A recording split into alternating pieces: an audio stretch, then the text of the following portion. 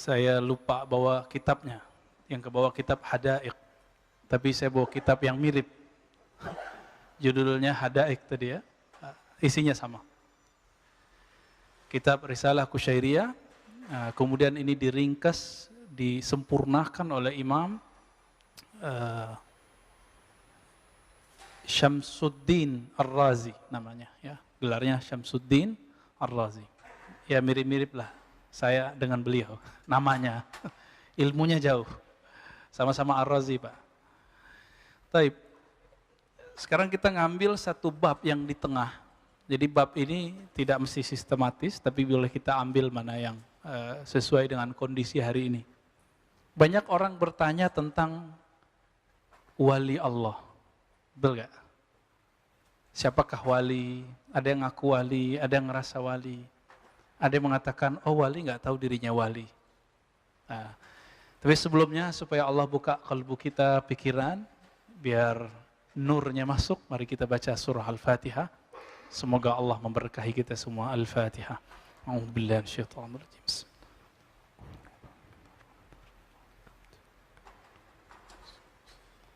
Shiratal ladzina. Amin. Baik, teman-teman sahabat melakukan Allah, bahasa Arab wali itu ya wali. Bedanya wali itu orangnya. Waliullah, orangnya. Nah, ilmu tentang itu disebut dengan walayah, perwalian. Masuk ke dalam bahasa Indonesia, terjemahannya minimal dua, ya, wali murid, wali kelas, sama wali beneran. Ini berbeda ya, wali murid, wali kelas, atau wali. Nah, maksudnya wali kelas, ini contoh aja. Kenapa diartikan wali kelas? Karena dia mengurusi suatu wilayah. Udah jadi bahasa Indonesia wilayah. Maka seorang wali itu dianalogkan seperti seorang guru. Dia punya otoritas ngurusin satu kelas, satu wilayah. Maka disebutlah orang itu wali. Itu analog yang paling gampang. Ya. Jadi kalau mau sebut wali, dia punya walayah. Maka wali ini karena urusannya urusan rohani, dia tidak bisa dihitung dengan saya pakai gamis, saya pakai kopiah, saya pakai serban, saya pakai jenggot, itu nggak ada urusan.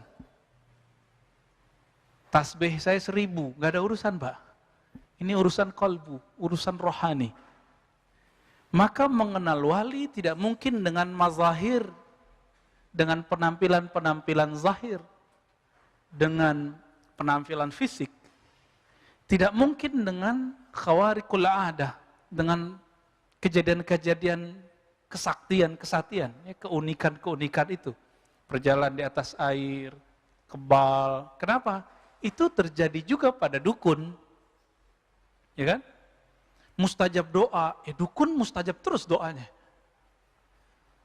Kenapa dukun bisa mustajab? Karena dia diajarkan oleh gurunya salah satu ismul a'zam yang dulu dipakai oleh iblis. Iblis kenapa doa masih dikasih?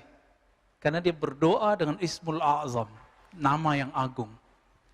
Walaupun itu iblis, kalau udah minta pakai kunci, pasti dibuka pintu langit. Walaupun itu kafir, tapi mintanya pakai kunci, pasti dibuka. Disitulah kita bisa paham, kenapa ketika iblis berdoa, ya Allah jadikan aku hamba yang engkau tangguhkan kematiannya. Dijawab oleh Allah, baik. Engkau minal munzarin, engkau akan menjadi di antara ciptaanku yang ditangguhkan kematiannya. Di antara. Berarti ada yang lain toh?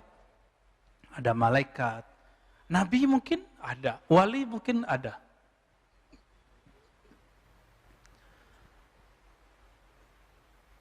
Maka wali Allah itu secara harfiah artinya orang yang disayang oleh Allah Subhanahu wa taala. Orang yang hidupnya diurus oleh Allah. Karena dia diurus oleh Allah, dia kemudian diberi sebuah tugas oleh Allah Subhanahu wa taala, baru sah dia disebut wali. Ada penugasan Pak wali itu. Wali kelas aja diangkat ada SK-nya.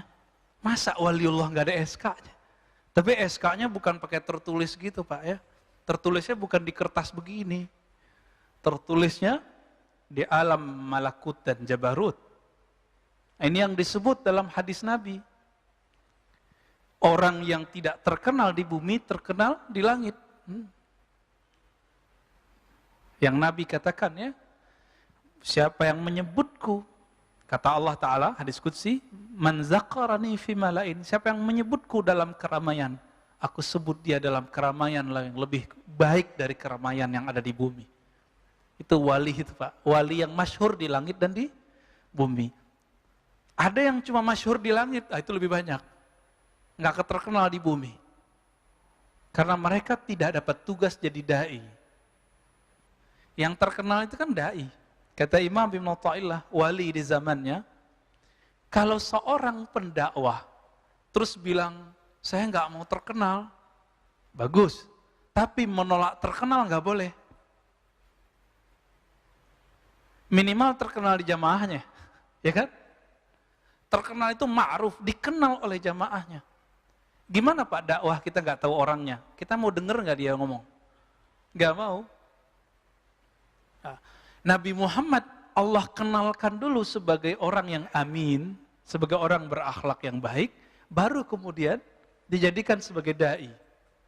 Itulah Sayyidud Du'at, penghulu semua para pendakwah di dunia, yaitu Nabi Muhammad sallallahu alaihi wasallam.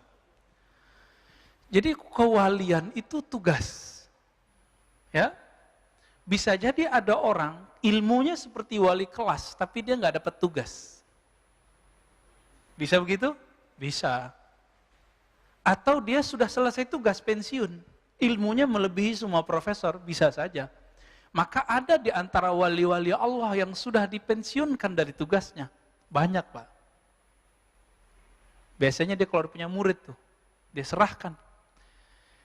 Namun biasanya kalau seorang wali selesai tugas, dia minta dijemput oleh Allah.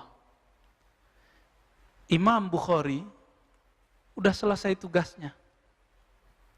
Capek dikejar-kejar sama seorang raja yang tirani, yang zalim. Beliau tidak mau diundang ke istana. Karena saat itu ada image, siapa dai, siapa ulama yang dia berdakwah di istana, saat itu pasti penjilat. Tapi sebelum Imam Bukhari, ada Imam Ibn Syihab Az-Zuhri. Dulu dia barengan ngaji sama Umar bin Abdul Aziz. Umar bin Abdul Aziz belum jadi gubernur saat itu, masih santri, ngaji. Ketika jadi gubernur, Ibn Syihab diajak. Ketika dia jadi khalifah, Ibn Syihab Az-Zuhri diajak. Kalau itu nggak disebut menjilat. Itu jadi penasehat. Kalau bukanlah Imam Zuhri, tidak ada Imam Bukhari yang kita kenal hari ini. Karena hadis-hadis yang dipakai oleh Imam Bukhari itu adalah warisan-warisan generasi abad kedua, yaitu Imam Ibn Syihab Az-Zuhri.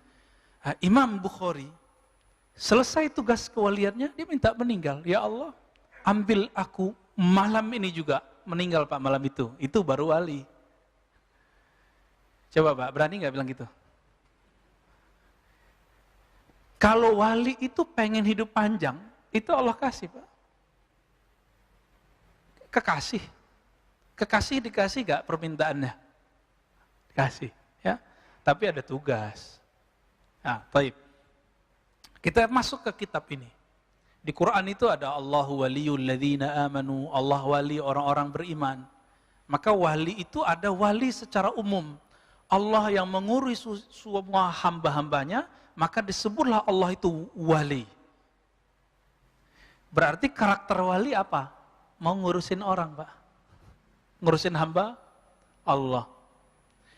Allah itu setiap hari mengurusi hambanya, tapi setiap hari juga orang kemudian durhaka kepadanya.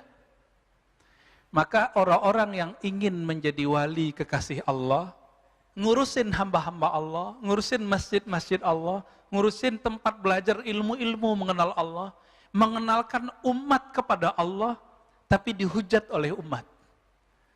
Tapi dikata-katain oleh umat, siap enggak? Kalau siap, antum akan diangkat jadi kekasihnya. Itu, harus punya keputusan.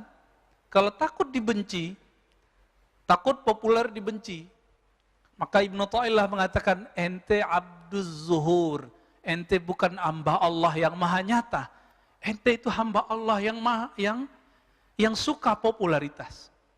Kita juga nggak pengen diam-diam aja, sembunyi-sembunyi, enggak. Kalau ada tugas kita jalan. Maka Ibnu Thaillah mengatakan, jika tugas sudah diturunkan oleh gurumu, oleh Allah SWT, oleh Rasul SAW, maka tidak ada lagi ceritanya diam-diam. Kenapa? Wali Allah bukan hamba sembunyi-sembunyi, tapi dia hamba Allah yang maha menyembunyikan dan maha menyatakan, yang maha populer dan maha gaib, maha zahir dan maha batin. Ya. Jadi kalau antum bisa berdakwah lewat FB, lewat Instagram, terusin. Tapi jangan kemudian ada yang unlike, ada yang kritik, hatinya jadi gundah. Dikata-katain orang di YouTube, sakit. Ya. Mending sakit badan, sakit hati. Nauzubillah min dzalik. Taib. Apa kata beliau? Syarat kewalian itu, beda wali sama nabi apa? Seorang nabi syaratnya maksum, terpelihara dari dosa. Disinilah Syekh Ibnu Taimiyah melanggar ijma' ulama ahlus sunnah yang mengatakan bahwa ahlus sunnah nih sepakat bahwa nabi, semua para nabi dan rasul terpelihara dari dosa besar, begitu juga yang kecil. Tapi Syekh Ibnu Taimiyah, semoga Allah mengampuninya, ya, karena beliau di akhir hayatnya bagus. Dan dikuburkan di kuburan para sufi, Maqbarah Sufiyah. Gak percaya antum berangkat ke Damaskus. Jadi di sana ada komplek para sufi, hanya sufi yang boleh dikubur di situ, Pak. Hanya wali-wali Allah yang boleh dikubur di situ. Ibnu Taimiyah akhir hayatnya beliau mengamalkan kitab Risalah Qusyairiyah. Makanya beliau mengeluarkan kitab Al-Kalimut Thayyib, lalu kemudian opininya 2 jilid dalam Majmu' Fatawa tentang tasawuf. Sangat bagus sekali. Sangat bagus sekali. Ya. Tapi beliau mengatakan apa? Para nabi terpelihara di dosa besar, tapi tidak di dosa kecil. Alasannya ketika Nabi Adam memakan buah larangan disebut berdosa. Padahal dosa di situ bukan dosa yang kita pahami. Contoh begini, imam itu pantasnya pakai kopiah bukan? Ya, benar. Kalau ada imam nggak pakai kopiah gimana?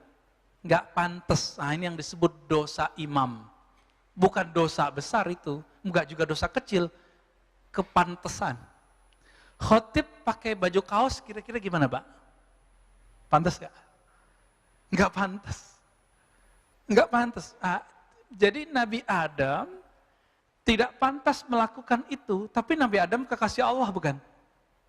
Maka Nabi Adam itu kekasih Allah melakukan sesuatu pelanggaran adab. Kira-kira Allah murka atau gemes? Kalau kekasih? Gemes, Pak. Maka dikasih ujian, turunlah ke bumi. Jadi itu bukan kemurkaan.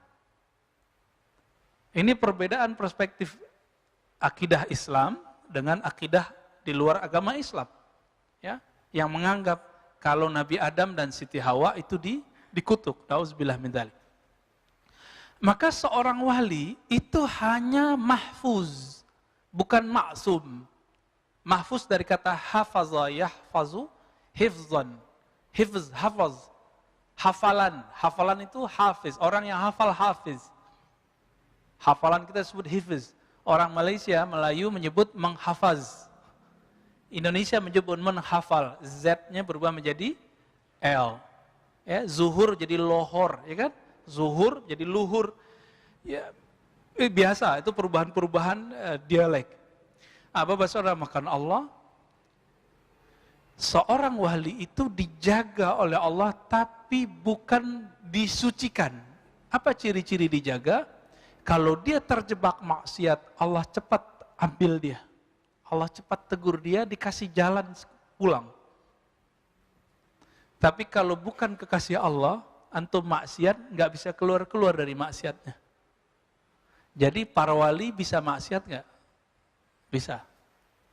Tapi karena dia kekasih Allah, kekasih kalau salah, antum punya anak, anak kalau salah dipecat nggak sebagai dari anak? Bisa nggak? Mau gimana juga, anak tetap anak, nggak ada namanya pemecatan anak. Ada? Kira-kira begitu, apa kata Nabi? Allah itu lebih sayang kepada hambanya daripada seorang ibu kepada anaknya. Kebayang? Kalau anak salah, itu disembelih atau dicubit? Ditusuk pakai pisau atau cuma dikasih rotan sayang? Ini yang disebut mahfuz. Anak itu dijaga oleh ibunya. Begitu juga Allah menjaga kekasih-kekasihnya. Paham di situ ya? Baik. Maka beliau mengatakan famin syartil wali ayyakuna mahfuzan. Maka syarat wali dia mahfuz. Dia dipelihara, kalau terjebak dikasih jalan kembali.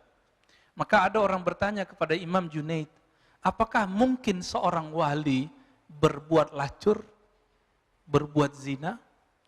Apa jawaban beliau? Itu ketentuan Allah, jika Allah berkehendak terjadilah. Maksudnya berkaca dari Nabiullah Khidir alaihissalam, Balia ibn Mulkan. Apa yang terjadi pada beliau? Beliau membunuh anak kecil, benar nggak? Iya, membunuh anak kecil dosa atau bukan? Tapi pada hakikatnya itu dosa nggak? Enggak. Beliau merusak kapal, itu merusak benar atau salah? Secara hukum salah, tapi secara hakikat justru menyelamatkan semua laki-laki di kampung itu. Kalau enggak semua perempuan jadi janda. Jadi belum merusak sedikit untuk kemaslahatan yang besar. Kira-kira seperti itu. Jadi wali-wali itu terbagi dua, Pak. Ada yang karakternya karakter Nabi Musa, Musawiyah. Ini biasanya bertugasnya adalah untuk menerapkan hukum-hukum Islam. Makanya kritis, kadang-kadang keras. Berperawakan seorang ahli fikih, penampilannya jelas. Seorang kiai, seorang ulama, seorang ustadz. Itu Musawiyah. Kritis biasanya. Nabi Musa kritis bukan? Kritis. Lalu ada karakter wali yang kedua.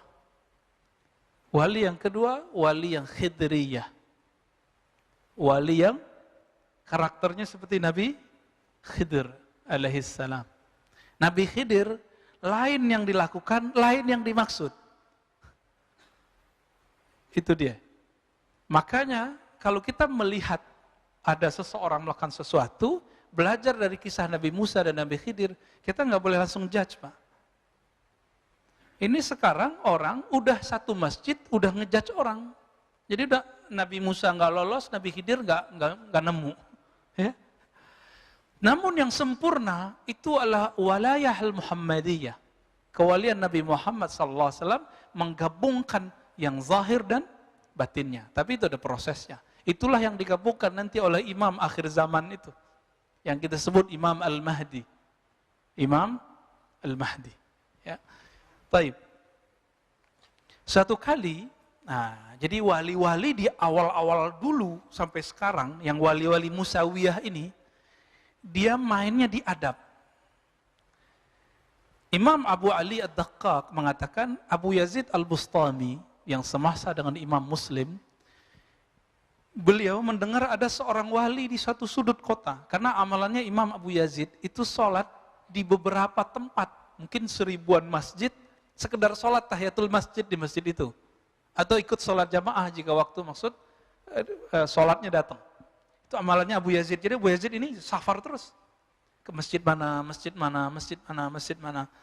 Kita nggak tahu dulu nyampe ke kita nggak ya. Kita nggak ngerti. Ya. Karena beliau diberi karomah oleh Allah bisa tembus ke setempat tanpa perlu pakai kendaraan. Tapi nggak selalu. Abu Yazid Al-Bustami. Satu kali sampailah di satu masjid. Ya, wusifa lahu bil walayah. Ada seseorang imam yang disebut seorang kiai, dia ini wali Allah. Imam Abu Yazid dapat tugas menentukan wali, wali itu salah satunya adabnya bagus, adabnya tinggi. Dulu masjid bukan begini Pak, ini masjid jangan ngeluh ya, yang nggak pakai sejadah. Ya, ini udah enak ini Pak. Dulu orang sholat di masjid pakai pasir. Masuk ke masjid beliau, si imam ini, apa yang dilakukan? Tanakhama fil masjid, dia meludah di dalam masjid. Tidak disebutkan dia meludah ke pasir, atau dia meludah ke jendela, atau meludah ke depan. Tapi dia meludah di rumah Allah. Apalagi kalau kentut di masjid Pak, mohon maaf. Wali Allah nggak mau kentut di masjid. Kecuali dia khidriyah. Ini bab Musawiyah ini. Pengikut Nabi Musa. Karena pakai syariat. Abu Yazid Al-Bustami qaddasallahu sirrahu, ketika melihat begitu, langsung raja'a wa lam yusallim alaihi. Langsung pulang, nggak jadi nyapa beliau. Nggak jadi apa kita sebut. Kita kalau datang ke kiai nyebutnya apa? Sowan. Nggak jadi sowan. Apa kata beliau? Man la yu'man ala adabin min abai syara' kaifa yu'man ala asraril haq. Jika ada orang tidak amanah terhadap adab-adab syariat, bagaimana dia bisa amanah terhadap tugas-tugas langit? Gak mungkin. Gitu, ya. Maka kalau ada orang-orang yang melanggar syariat itu dan mengingkarinya, ini syaratnya. Jadi kalau yang bukan wali Pak, ini wali nih kata orang, tapi kita jarang melihat dia melakukan ibadah misalnya. Belum tentu dia gak ibadah. Kita harus dengar dari dia bahwa dia mengingkari ibadah itu. Mengingkari syariat itu. Kalau dia mengingkari syariat itu, batal kewaliannya. Jadi kalau antum ketemu seorang wali, udah masuk waktu asar kok belum sholat-sholat. Karena wali ini kadang-kadang Allah kasih kelebihan bisa mecah badan. Siapa itu? Nabi Yakub. Nabi Yakub kekasih Allah bukan? Beliau nabi, nabi itu pasti wali. Nabi Yusuf sedang digoda oleh seorang perempuan, yaitu Zulaikha, sedang digoda itu. Tiba-tiba Nabi Yakub ada di depannya, memukul dia dengan tongkatnya. Nabi Yakub di mana? Di Yerusalem. Nabi Yusuf di mana? Di Mesir. Kok bisa pindah tempat? Padahal Nabi Yakub tidak pindah tempat. Itu yang disebut mecah, rohaninya mecah. Maka Nabi Muhammad SAW bisa saja dilihat dalam semalam orang mimpi dalam rupa yang berbeda-beda. Siapa yang mengatakan ini? Imam Ghazali. Diulang ini Imam Ghazali. Diulangi oleh ahli hadis. Imam Ibnul Arabi Al-Ma'afiri. Imam ahli hadis dari Maroko. Bukan Ibn Arabi yang Andalusi. Ya. Taib. Kok jadi tegang gitu Pak bahas wali? Sekarang nggak pakai kitab dulu deh ya. Pusing kalau pakai kitab. Masih ada waktu. Wali itu setinggi-tingginya wali, dia di bawah semua para nabi. Setinggi-tingginya para wali, dia pasti di bawah derajat para nabi. Dan setiap wali pasti mewarisi seorang nabi. Setiap wali. Dalilnya apa? Al-ulama warathatul anbiya. Ulama pewaris para nabi, bukan rasul. Maka yang diwariskan oleh seorang nabi adalah nubuatnya, bukan kerasulannya. Ada wali yang diwariskan oleh Nabi Ibrahim. Maka coba lihat nanti, tawakalnya tinggi, musuhnya banyak. Musuhnya banyak, tawakalnya tinggi. Pegangannya hasbunallah wa ni'mal wakil. Bukan bikin laris dagangan itu doa. Ya. Nyampe di orang-orang yang uskun, ustadz tapi dukun, dipakailah hasbunallah, waris para nabi, mesti juga 124.000 setiap masa. Setiap masa Pak. Sekarang berapa jumlah umat manusia? Ada 7 miliar. Nah, yang wali-wali besar itu cuma 124.000. Kalau mereka hidup di zaman Bani Israel, mereka pasti nabi. Makanya dulu di zaman Bani Israel itu ada nabi semasa. Nabi Daniel, Samuel, apa itu semasa, bahkan umurnya panjang. Ada nabi yang mendekati masa kenabian Nabi Muhammad SAW, namanya Daniel. Ya ada, itu di daerah Syam.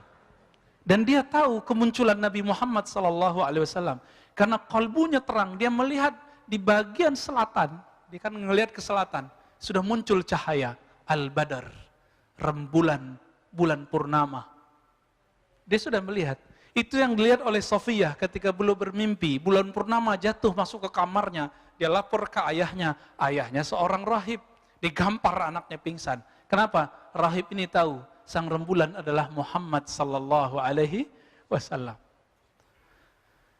Maka mimpi itu oleh Imam Bukhari ditaruh dalam satu bab yang spesial. Kitab Ta'birur Ru'ya dalam Sahih Bukhari. Bab mengenai pentakbiran mimpi-mimpi. Jadi bagi ahli kalbu, mimpi itu adalah media apa? Berita resmi dari langit.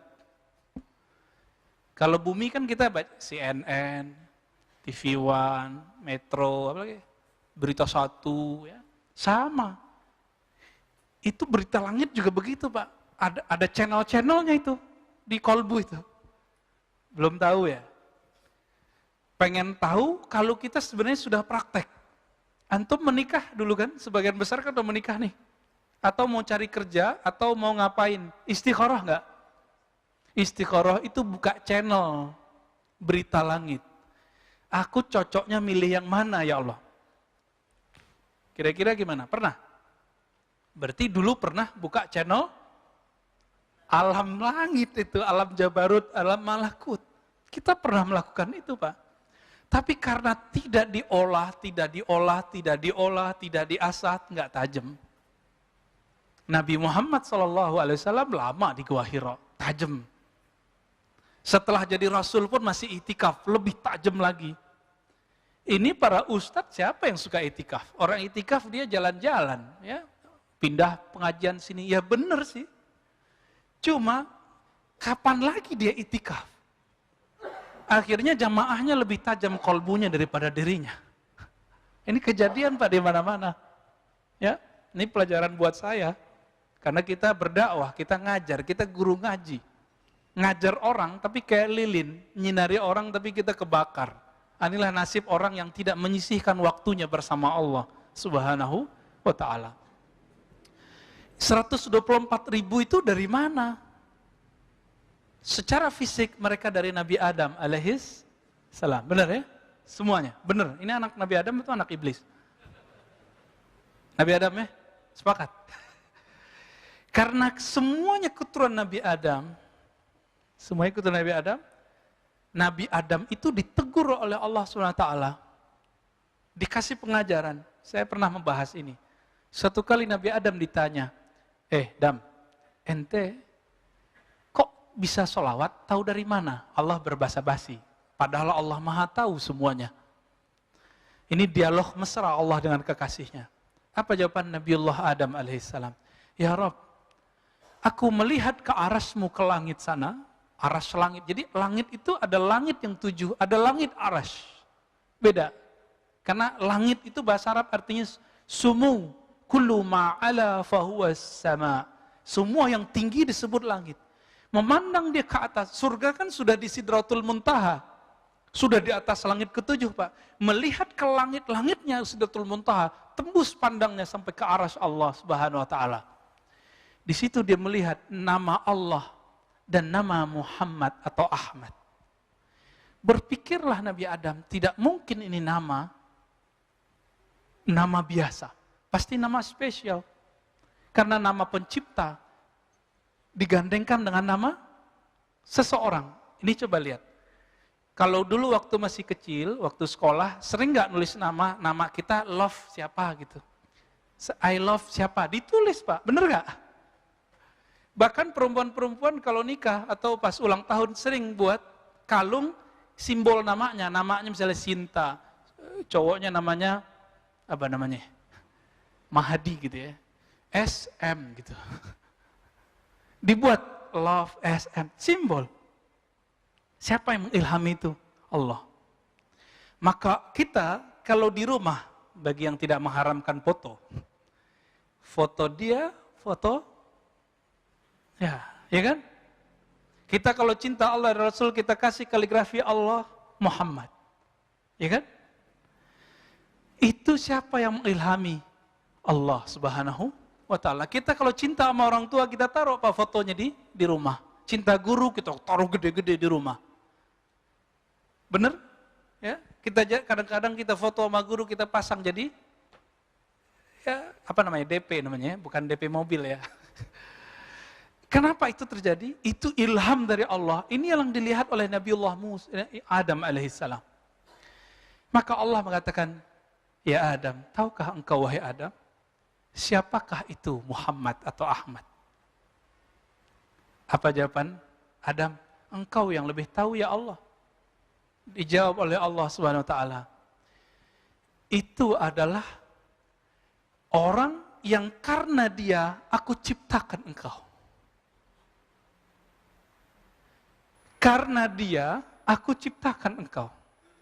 Kira-kira lebih penting dia atau engkau? Kira-kira begitu maksudnya. Dan itu menjadi mahar, Pak. Menjadi mahar pernikahan ibunda Sayyidatuna Hawa dan ayahanda Adam alaihissalam. Kan kita pantas menyebut itu, ya? Abuna Adam wa ummuna Hawa. Itu maharnya. Sekarang antum main-main dengan salawat. Ya, sekarang kita kurang ajar kepada Rasulullah mengatakan orang tua Nabi di neraka. Dalam hadis yang sahih, Allah itu memerintahkan kepada Jibril untuk memilih siapa orang-orang terbaik di dunia. Maka terpilihlah Arab. Keturunan Ismail, Adnan. Dari Adnan terpilihlah Quraisy. Dari Quraisy terpilihlah Abdul Muttalib. Dari Muttalib terus ya Bani Hashim, Abdul Muttalib ke bawah Abdullah, Aminah. Nabi Muhammad itu suci, benar gak? Ada yang bilang Nabi Muhammad gak suci, kafir dia. Ya, mungkinkah seorang yang suci terlahir dari rahim seorang yang musyrik? Mungkin gak? Innamal musyrikuna najasun, surat Taubah. Sesungguhnya orang musyrik itu najis. Kalau antum bilang orang tua Nabi musyrik, maka mereka itu najis, keluar dari rahim yang najis. Pantas gak ngomong begitu? Ustadz, hadisnya sahih riwayat Muslim. Iya, hadisnya sahih, pemahaman ente yang tidak sahih. Kan tidak semua arti ibu dan ayah itu adalah ayah kandung, bisa menjadi paman atau tantenya. Dan itu ada dalam surah Al-Baqarah. Na'budu ilahaka wa ilaha abaika Ibrahim wa Ismail wa Ishaq. Kakek paman disebut aba, abun, bapak. Ini surah Al-Baqarah, kisah Nabi Yakub dengan anak-anaknya. Maka Bapak Saudara makan Allah, nah ini wali Allah pasti nggak mungkin kurang ajar sama Nabi, sama keluarga Nabi. Dan Nabi mengatakan kullu nasabin inqata'a ila nasabi. Semua nasab terputus kecuali nasabku. Maka salah satu mukjizat Nabi hari ini adalah zuriat beliau berkembang luas. Suatu kali datang seseorang bertanya, ya Rasulullah, kami tahu ucapkan salam kepada engkau, assalamu alayka ya ayuhan Nabi. Tapi secara salawat bagaimana wahai Rasulullah? Nabi enggak hanya nyebut dirinya, tapi nyebut zuriat dan istri-istrinya. Qulu Allahumma salli ala Muhammad wa ala ali Muhammad wa azwajihi wa ahli baitihi wa zurriyati. Di riwayat lain, ya Allah sampaikan salam kepada Nabi Muhammad, istri-istri Nabi Muhammad, keluarga Nabi Muhammad, dan keturunan Nabi Muhammad sallallahu alaihi wasallam. Maka wajib cinta zuriat keturunan Rasulullah sallallahu alaihi wasallam. Ini bukan Syiah, Pak, ini Ahlus Sunnah. Ajaran Ahlus Sunnah. Ahlus Sunnah itu lebih mencintai keluarga Nabi daripada Syiah. Nabi berdiri, di depannya ada Hasan Husain. Apa kata Nabi? Hadis Imam Tirmizi, ya Rabb, inni uhibbuhuma. Aku mencintai keduanya. Fa'ahibbahuma. Cintailah keduanya. Dalam riwayat tambahan Imam Tirmizi, maka cintailah ya Allah siapa yang mencintai keduanya. Jadi antum mau dapat cinta Allah gampang, cintai zuriat Rasulullah sallallahu alaihi wasallam. Namun zuriat itu terbagi dua, ada zuriat rohani, ada zuriat jasmani. Yang sudah beruntung menjadi zuriat jasmani, tinggal syukurnya diperbanyak, kenali kakek Nabi Muhammad sallallahu alaihi wasallam. Kita yang bukan zuriat nih, ya Beb ya, kami yang bukan zuriat ini, kita punya kesempatan menjadi zuriat rohani. Karena Rasulullah sebutan nama lainnya adalah Abul Arwah, bapaknya semua arwah. Antum punya ruh nggak? Ruh kita tetesan dari ruhnya Nabi Muhammad SAW. Nah, inilah bagian akhir yang mau saya sampaikan. Kul huwallahu ahad. Katakanlah hai Muhammad, Allah itu ahad esa. Ya, Allah itu esa sendiri. Jadi dulu belum ada aras, belum ada alam semesta, belum ada semuanya itu hanya dirinya. Lalu Allah menghembuskan nafakhtu, Allah hembuskan nafasnya. Tapi jangan dibayangkan Allah menghembuskan nafasnya. Hembusannya itulah yang disebut Ahmad. Inilah yang dibahasakan oleh Nabiullah Isa, inni mubasyirum birrasuli ya'ti min ba'di ismuhu Ahmad, surat Shaf. Jadi Nabi Isa menyebut Nabi Muhammad dengan nama azali. Nama azali itu alam sebelum alam ini. Siapa namanya?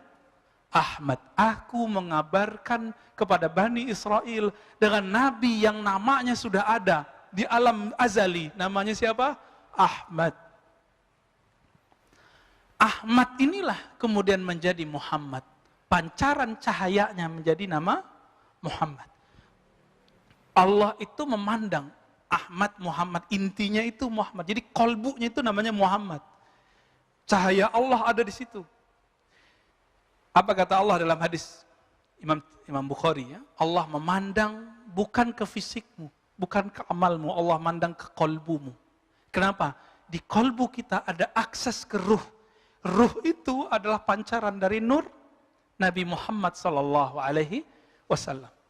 Itulah yang disebut nur ala nur. Nur berlipat-lipat. Allah pandang itu. Karena Allah ingin dikenal oleh cahaya tadi.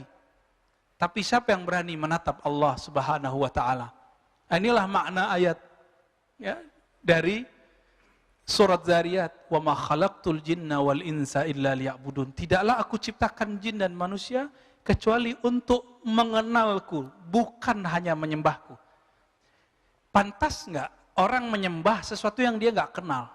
Kerja, tapi nggak kenal kerjaannya apa? Nggak tahu atasannya siapa?